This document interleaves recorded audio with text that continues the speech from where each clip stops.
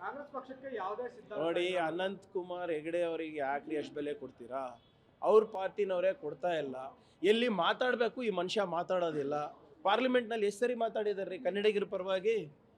ಇವ್ರ ಟಿಕೆಟ್ಗೋಸ್ಕರ ಎಷ್ಟು ಇವ್ರು ಮಾತಾಡ್ತಾ ಇದ್ದಾರೆ. ಕನ್ನಡಿಗರ ಪರವಾಗಿ ಒಂದ್ಸರಿ ಏನೋ ಮಾತಾಡಿದಿದ್ರೆ ಏನಾದರೂ ಇವ್ರ ಬಗ್ಗೆ ಏನಾದರೂ ಹೇಳ್ಬೋದಾಗಿತ್ತು. ಅದು ನೀವು ನಡಿಲಾರ್ದ ಕರೆನ್ಸಿ ಯಾಕೆ ನಡೆಸ್ತಾ ಇದ್ದೀರಾ? ಬಿಟ್ಬಿಡಿ ಅವರಿಗೆ. ಕರೆನ್ಸಿ ವ್ಯಾಲ್ಯೂ ಇಲ್ಲ ಅಂತ ಸರ್. ಇದ್ರೆ ಅವ್ರು ಯಾಕೆ ಹಿಂಗೆಲ್ಲ ಓಡಾಡಬೇಕಾಗ್ತಾ ಇತ್ತು? ಕೆಲಸ ಮಾಡಿದ್ದಿದ್ರೆ ಟಿಕೆಟಿಗೆ ಯಾಕೆ ಭಿಕ್ಷೆ ಬಿಡಬೇಕಾಗಿತ್ತು ಅವರು? ಸಿದ್ದರಾಮಯ್ಯ ಅವ್ರ ಹೆಸರು ಹೇಳಲಾರ್ದೆ ಅವ್ರಿಗೆ ರಾತ್ರಿ ನಿದ್ದೆ ಬರೋದಿಲ್ಲ. ಕಾಂಗ್ರೆಸ್ಸಿಗೆ ಬೈಲಿಲ್ಲ ಅಂದರೆ ಮೇಲ್ಗಡೆ ಅವರಿಗೆ ಕಿಮ್ಮತ್ತಿಲ್ಲ. ಅಷ್ಟೇ ತಾನೇ? ಯಾಕೆ ಮಾತಾಡಿಲ್ಲ? ಈಗ ಇಷ್ಟು ಮಾತಾಡ್ತಾ ಇದ್ದಾರಲ್ಲ, ಇಲ್ಲಿವರೆಗೂ 5 ವರ್ಷದಲ್ಲಿ ಕನ್ನಡಿಗರ ಪರವಾಗಿ, ಕರ್ನಾಟಕದ ಪರವಾಗಿ, ಅವರ ಜನರ ಪರವಾಗಿ ಯಾಕೆ ಮಾತಾಡಿಲ್ಲ ಸಂಸದರಲ್ಲಿ? ಇಷ್ಟು ವಾಕ್ಚಾತುರರು, ಇಷ್ಟೆಲ್ಲ ಜ್ಞಾನದ ಭಂಡಾರ ಇದ್ದವರು ಯಾಕೆ ಮಾತಾಡಿಲ್ಲ ಪಾರ್ಲಿಮೆಂಟ್ನಲ್ಲಿ? ಇಲ್ಲಿ ಬಂದು ಏನು ಮಾತಾಡೋದಿರುತ್ತೆ ಇಷ್ಟು ವರ್ಷ ಆದಮೇಲೆ?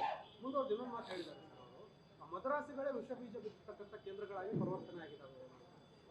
ನೋಡ್ರಪ್ಪ, ಯಾವುದೇ ಕೇಂದ್ರಗಳು ವಿಷ ಬೀಜ ಬಿತ್ತಾ ಇದ್ರೆ ಹೋಮ್ ಮಿನಿಸ್ಟರ್ ಅವ್ರು ಏನು ಮಾಡ್ತಾ ಇದ್ದಾರೆ ಕೇಂದ್ರದಲ್ಲಿ?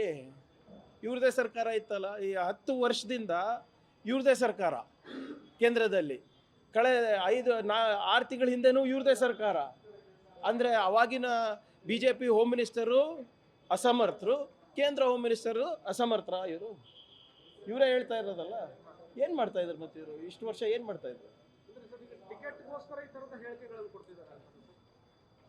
ನೋಡಿ, 4 ವರ್ಷ 11 ತಿಂಗಳು ಮೌನಾಚರಣೆ ಮಾಡಿಬಿಟ್ಟು ಇವಾಗ ಸಡನ್ನಾಗಿ ಇಷ್ಟು ಮಾತಾಡ್ತಾ ಇದ್ದಾರೆ ಅಂದರೆ ನೀವೇ ಲೆಕ್ಕ ಹಾಕೊಳ್ಳಿ ಯಾಕೆ ಮಾಡ್ತಾ ಇದ್ದಾರೆ ಅಂತ.